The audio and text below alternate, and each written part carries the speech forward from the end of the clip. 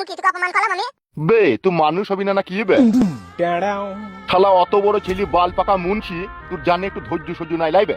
কিনে আনলাম তো বে, বাজার থেকে দেশি মাগুর মাছ কিনে আনলাম তো, খাবি তো, উদুরি তো ভরবি তো, তা বৌমাকে আবার এত অপমান করার কি দরকার তোর? তোমার ব্যাপারটা কি বলো তো আব্বা? আসলে তুমি কি চাইছো কি বাড়া? ই কি রে, আমি আবার কি চাবো বে? আব্বা তোমার কথাবার্তাতে সব সময় বুঝা গেছি কি মাইক থেকে মাসির দরদ বেশি। কি কি মারাও না বাড়া, ঠিকই বলছি বাড়া। আমার বউয়ের সাথে আমি ভালো মন্দ কথাবার্তা যখনই বলার চেষ্টা করছি, এর মাঝে তুমি ঢুকে পড়ছো কি খিচুড়ি পাকিয়ে দিছো। কি বলতে চাইছিস কি তুই? আমার বউ বাড়া কি করবো কি না করবো সেটা আমি বুঝবো, সব জায়গাতে তুমি কথা বলবা না বলে দিলাম তোমাকে আমি। তাই নাকি? হ্যাঁ বাড়া হ্যাঁ তাই। ও তুমি বাবাকে এসব কি কথা বলছো গো? তুই চুপ করে থাক, বেশি গাড় পাকানো কথা বলি না, গাড় ভেঙে দেবো বলি তোর।